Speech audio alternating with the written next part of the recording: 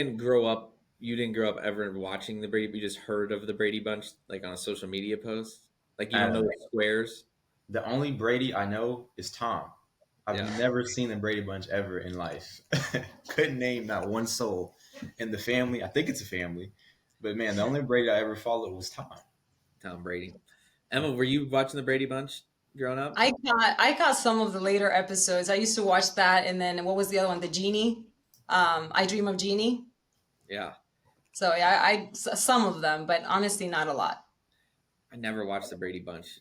I don't know why. I mean, I knew what it was. I knew the squares on the TV, and like I'd seen like the first intro, but I was too young. Like wasn't my thing. What is up, everyone? Welcome back to another episode of Developers Discourse, the podcast where we explore the world of real estate development one brick at a time. I'm one of your hosts, Joshua Adlam, and I'm here to take you on a journey through the fascinating landscape of real estate projects from groundbreaking to grand opening.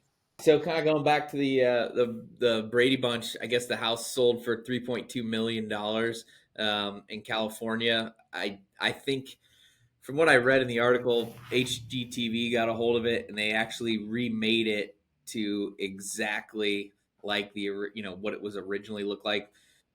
They bought the house, so I guess back in the day the TV shows used the exterior of the house and then the interior was filmed on set. But HGTV went back, remade the entire interior in that home, and now it's pretty much, from what I read, unlivable. So I mean, nobody wants to actually live in it. It's more of a museum piece. So would you buy something like that ever as a collector's item? For 3.2 million in Los Angeles, that sounds like a great deal. Absolutely. Actually, it's funny you say that. I thought the same thing. I'm like, where is this located that it's only $3 million? So Sounds sketchy to me. Sounds like it's got some foundation problems. I'm gonna pass. no, I think what's funny, like when you get into like people who are collectors of things, like the lady who bought it, she collects like houses and property. So you obviously have to have a little bit of extra cash. It's not like collecting baseball cards where you're spending an extra $50 on a card. It's a $3.2 million collector's item. She said she was going to use it to raise money, host different events. So I mean, all more power to them. I thought it was funny when they were talking about what they were going to sell for. They were thinking 10 million, like somebody's going to pay 10 million bucks just to have that, relic.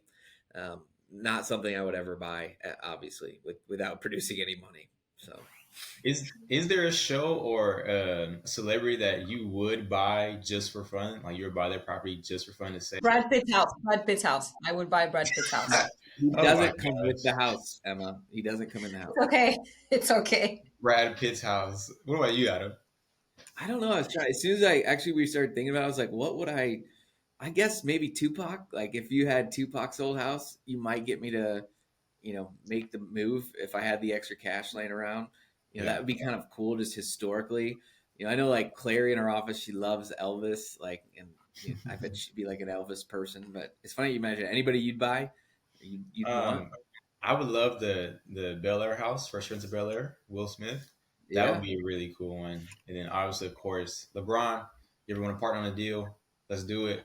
I know you got a lot of you money in LA. We can do it. you could get one of LeBron's houses. He moves from team to team, so he's got houses all over. There It's we just go. Yeah. wherever the next best player's going, that's where he's at. So you Haha, very funny, Adam. don't Very cheat. funny.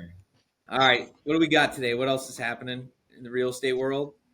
Well, I got some exciting news in the real estate world. So the Italian powerhouse Dolce and Gabbana is joining forces with JDS for a super tall building in Brickell.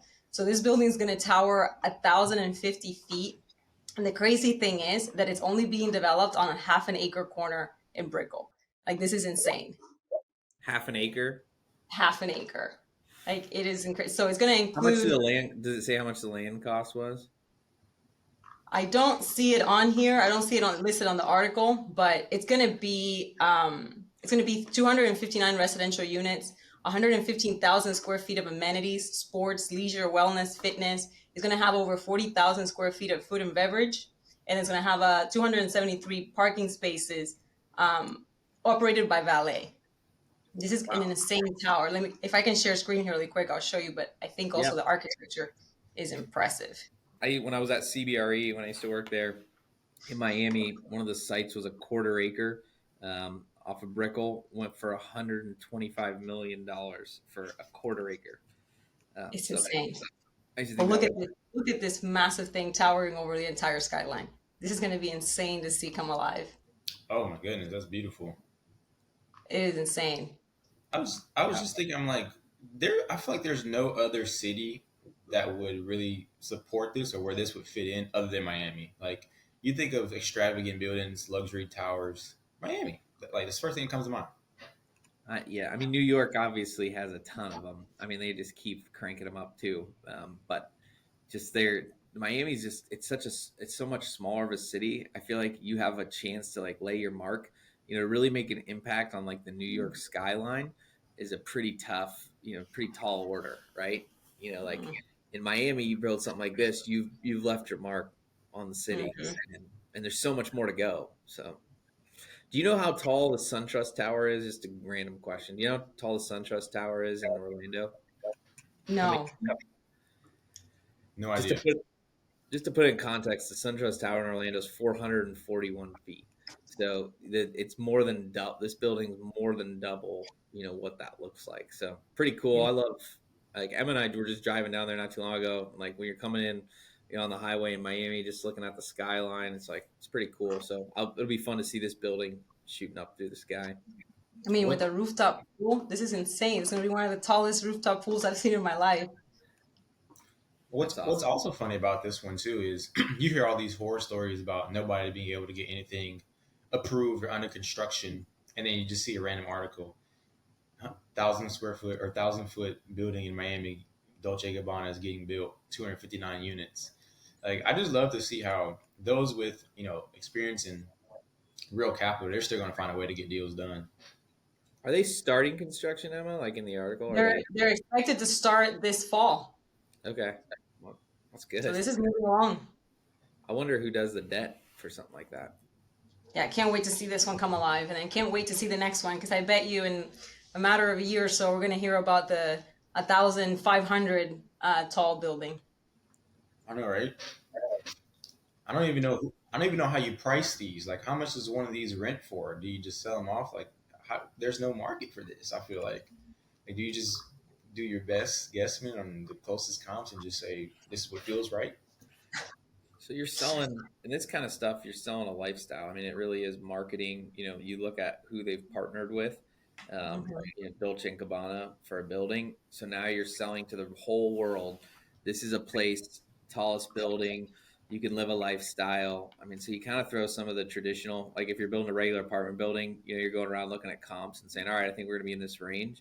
This, you're selling the lifestyle. I mean, I'm sure they look to the Porsche Tower, but that's kind of the trend in these bigger cities now is to get these high end brands, name your building after them, and then you're drawing in money from all over the world trying to hit record numbers. But you're not going based off what's there. You're building your own unique asset, and you just got to have enough money and enough belief. Some other stuff that's going on right now. Got the data that just came out on inflation this week, which is affecting everything. Something that I'm just watching, very closely as we continue to go, along each month and watching some of the curves that are taking place. I'm going to pull up, kind of what's happening right now. This is our internal inflation graph, and so if you can kind of go back here to 2021 where we were at 1.4%. This is the CPI, the core inflation. So down at 1.4, you want to be under 2 or in that 2.2 range. And you can just see all through 21, it slowly started to creep up 7, into 2022, 7.5, 9.1. Now we're back on this trend. We're coming down through the end of 2022. 2023, we've continued to come down. But what's been interesting is these last 2 months, we went from 3 back to 3.2, back to 3.7. So while the trend, if you look at it, seems fantastic, if you really look at it, we're almost double where we need to be. Like the 9.1 was just totally unacceptable from an inflation metric. So while it was coming down to 3, that was good. But the fact that it's now ticked back up to 3.7, you're getting close to double of where we want to be for a healthy, economy. So interesting to see. I know the Fed has their meeting next week, so we'll be watching to kind of see what they signal. From what everything I'm reading and hearing, they should hold flat, throughout this month. But I think what's going to be a problem is if they get the data for September and that is still high. I really think in November, December, they'll probably knock the rates up another quarter of a point. So I'm praying as this kind of goes along to keep watching to see if um, I want it to go down next month. So I think September is a pretty crucial month in seeing where we're landing as an economy. On the overall rates as well, kind of looking at the Treasury versus SOFR. So this is looking here, this is your 10-year Treasury, the orange line, and then the SOFR rate, which is the short-term rate. And so, when you hear people talk about an inverted yield curve, this orange line should be higher, than the short-term rates. And you can see where we've inverted now. Our short-term rates are higher than our 10-year Treasury. So we want to get that back to normal. The problem is that if you look at the 10-year Treasury, it's continuing to tick up, which would be, somewhat okay. But the SOFR rate is also still going up. And you can kind of see right here in last month, it ticked back up again. So just a lot of fluctuation that's occurring right now in the economy, in the market. Um, I've been watching something we'll talk about a little later, foreclosures, but foreclosures in Orange County doubled, since June. So, but we're talking about double, went from 72 to 200. So it's not like an insane amount, like, not alarming or anything like that. If you go back to historically when foreclosures are bad, it just means that type of activity is picking up. Rates are higher. It's harder to sell houses, because there's less buyers available. But what's also unique is there's less supply available. So all these data points, don't necessarily mean a lot when you're looking at them in the immediate. It's kind of where are they trending. So I mean, we track them all the time. We're kind of watching, and then really we do that too. So the next time we go through a cycle, we can kind of compare what we remember from this cycle and see what the feelings are. Like, hey, I remember rates were really high, but trajectory, the volume, or supply stayed, low. Now what happens the next time? It's always a little bit unique. I know inflation based on the graph you just pulled up, it's gone down pretty much over the last year. But I don't know. I still go to the grocery store and I still feel like stuff is really expensive. Dude, I went to buy some strawberries the other day. $6. I'm like, what the heck? $6? What's going on? I've never bought strawberries before, but that seems high. Are you buying the super high end organic strawberries over there, Joshua? I'm going to Trader Joe's organic strawberries. And then every day I look at, I talk to brokers and I look at some of the deals that are coming online. The prices still seem inflated to me. And so I'm seeing all these charts about it trending in the right direction, but it just doesn't feel it all the way. Yeah, I don't know how it can, because like what CPI does too is removes like energy. So your gas prices are actually like the core inflation doesn't include energy. So, that's that gas is still going up, you Yeah.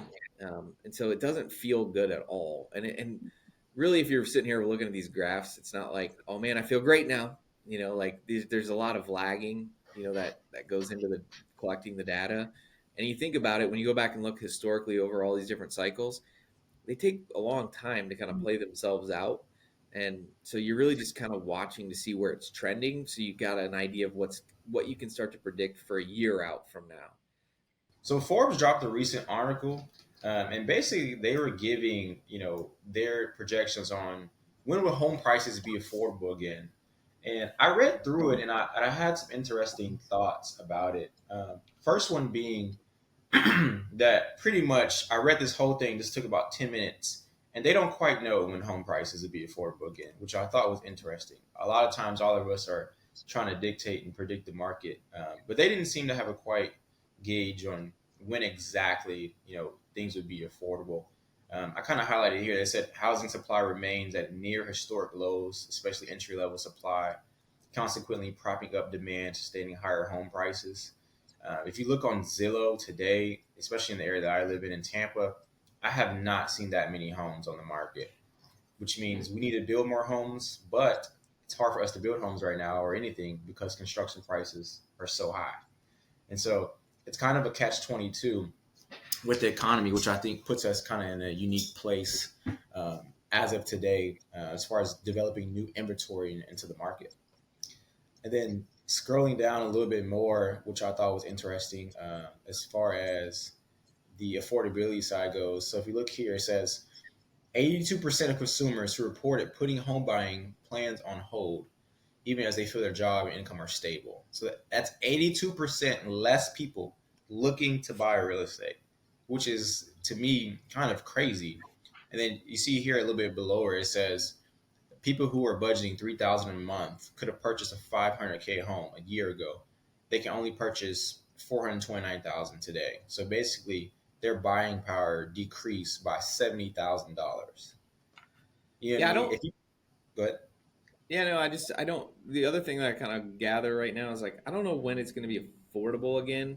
Unless we have some sort of, even if we have a bad recession, we're so low on supply right now. I think that people, we talked about a little bit last week is you just need to when you're looking, if you want to buy a house right now, just make sure you can afford the payment. Like not you're not going to get the house of your dreams right now. And I think that some people go into it thinking, "Oh my God, when I buy this house, I gotta want to live there forever." Like to go into it thinking, "I need to buy this place because I have to live here for the next 2 years to have a roof over my head, live comfortably, and then when I sell this, it's going to appreciate in value, and I can roll it into my next place." I feel like people get themselves in a mindset of like I have to make this perfect. And, Mm, and when you're trying to make things perfect and trying to get the perfect house, you end up not doing anything at all. And so, like, even when I was renovating the house we live in today, like, it's not the house I want to live in forever. I got the cheapest cabinets you could get. I got the cheapest floors. But it all looks nice, but it's not like this is where I'm going to be until I die. It's just, unfortunately, now the rates have shifted. So, like, it's hard to get out because I don't want a big payment. Like that was kind of the whole goal. But I think what I hear people going through right now is like they're trying to find the perfect place that they're going to be married in and raise their family. And it's like, no, your kids aren't going to, if they're 2 and 3, they're not going to remember where you lived for 2 years in 2024 and 25. Like, and you got a good place, you made a little bit of money, you rolled it into the next thing. Yeah. But I think that this also ties into what we're seeing in the market, where it's cheaper to rent for some people than it is to buy a property, and that's also something, a trend that we've been seeing, in development. That a lot of people, it just makes more sense to rent something for the time being, or while they ride out this cycle, and then get prepared to purchase a property. But and to your point too, Adam, I think a lot of people also have the mindset like I have to, if I buy something, I want it to be perfect. This has got to be my dream home, and you can get sucked into that vortex, not realizing that you miss opportunities, not preparing yourself for the future. yeah, I was gonna say too, just on what I'm seeing, just to go a little bit more in depth about it, is I'm seeing one, the younger generation like myself, they're being more susceptible to saying, "Hey, I'll buy a home that needs some more work." Try to put some money into it just because we can get it at a discount and try to make it our own. And kind of like Adam said, roll it into something later. And then two, on the apartment side, when we're sending out renewal offers, we're seeing way more people wanting to stay put and not move just because it's a little bit more expensive to go try to find another place. At the same time, because apartment Right. demand for rentals is somewhat high, we have to be a little bit more cautious on the renewal prices. We're not being as, I would say, aggressive on getting those renewal rates, higher. But thus, in return, we're getting more people to stay, and I think that's what every landlord is hoping right now. I just want a full building. I don't want vacancy. If we got to drop the renewal price by a little bit, let's keep it lower. As long as we keep the building full, we're good. I hope, because I hear some people saying like, "Oh, I want to continue to push the rents." I'm like, why? Like this is the worst time. Like first of all, it's like you had an amazing run. Like enjoy it, slap yourself a high five. Now's the time to keep your building full, keep your expenses low. When times get a little turbulent, there's no point if you get a vacant. How rental properties are sitting on the market. You know, I think it's 30% more is the last data, 30% longer than they were a year ago. And if you have a smaller investment, like a smaller building, I mean, that's devastating to your profitability. And sometimes I think people get these egos where they got to hit this huge rent to win. It's like, no, you're running a business, not a, you know, Guinness Book of World Records for the house located on 418 Maple, rental amount. So if you got a good resident, keep them. If they're taking care of your place, do everything you can to keep them because that they're taking care of your asset. it's a win for them and a win for you as an owner as well. Yeah. Having those conversations is kind of tough too, because like you said, you have that group who will just take the fact that they had a great run, and then you have the group that says, "I want to double down. We can still do more. I'm optimistic." I'm like, no, Yeah, please, like, be there's logical. Take the optimism, emotion, foolishness. You know, foolishness, exactly. Take the emotion out of it and enjoy what you had, and let's just stay consistent. one of the things I thought was interesting about this article is it was talking about rates coming down to 6% by the end of the year, and I mean this just came out. Like I would be shocked in the next 3 months if we're down. I mean the average interest rate right now is 7.12%. And I just can't imagine them being at 6%. I don't feel like there's anything. I mean, maybe if the Fed raises the rates in November, that they're not talking about bringing them down. They're talking about possibly raising them again. So even if let's say they raise them and some sort of fall happens, it's going to take months to kind of get those rates to come back down. So I was kind of wondering, like in this article, like I would love to dig deeper with them and understand why they think it's coming to 6% towards the end of the year. I just don't see that happening. And then I was kind of bored this weekend, so I spent probably like an hour looking back to like 1970 and kind of where the rates had been. And I mean, I know everybody, you hear people say all the time like, oh, historically we're in a good spot. And I just needed to kind of see it for myself, like walk myself through those cycles that had happened and like look at how many months it took to run up. And obviously there's in my mind, the anomaly of the 80s where it was so high. But if you go back to the 90s, over the last 30 years, like this is a pretty good 6%. It's a good rate. It's just the pricing needs to adjust on the sale of the assets. We had the rates so low to kind of spark the economy coming out of 2008. We were just trying to get people to do business again. And then obviously when Trump came in, rates went lower again.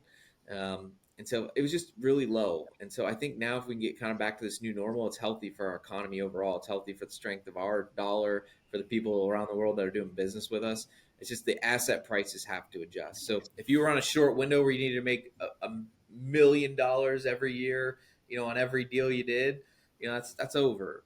Now it's back to the people who are in this game for the long haul, want to be in good locations, want to put together good projects. You'll make good money over the long haul. It's just not going to be, you're not turning and burning like people were in the past. So it's just kind of resetting your expectations. That carries in from on the rental side of like driving rents, and it goes in on the sales side. If you're buying a house, you're not flipping it for double the price in 2 years. Like it's and just probably not and going to happen Adam, again. think about all the people who are in the game, and their business is not structured that way. Most people who are raising money to buy these buildings, they're 3 to 5 year and sell and get out, right? They're now having to switch to, okay, 10, 15, 20, 30 years. Now cash flow becomes even more important when you're kind of analyzing deals. And I don't think a lot of people are structure their business that way because they're just not thinking that way. They're thinking about, No. how can I get the quickest profit, and they're having to adjust. And for people like us who have always thought that way long term, I see us benefiting more in the long run from having that mindset and being able to stay consistent and adjust to the market, because that's what it's telling us is you got to hold long term. These three to Yeah. 5 year quick hits are not there anymore. And that was the benefit for me of real estate my whole life, like getting into it is like, hey, I want the tax benefits of the long-term hold. I want to hold it for 10 years, refi it, take more money out tax free. We kind of, people got caught up in the, go raise as much money as you can, renovate it, sell it, make your big pop of cash. I mean, we weren't really doing that ever. And so like we're buying another deal right now, and we're just going back to the people who, hey, we want to hold this for a long period of time, and it's going to be a great asset. And when they look at the IRR, they're like, why isn't it 40%? It's like, well, we never projected that ever. If you go back to any OM that we've ever done, it's always been pretty consistent. It's just sometimes we were able to take advantage of refining more quickly because the value just increased so dramatically and the rents did. But this is just back to our normal strategy. It was a fun little time there in my mind, and it'll come back. I don't know if it's in the next 2 years or the next 10, but there'll be another run of some kind. There'll be another crash. So I think it's just resetting your expectations of what real estate investing is. Yeah, I think also next year will be a very telling year with being an election year and with everything that's going on here, I think that next year is going to be one to watch. All right, guys. I'm excited for this week. It's going to be a good one. All right. I'm excited for this week. I know it's All right, Friday, Josh. but I'm thinking the week's just starting now. We're going to do a lot this weekend. By the way, it's not Friday, it's Thursday. Thursday, Adam.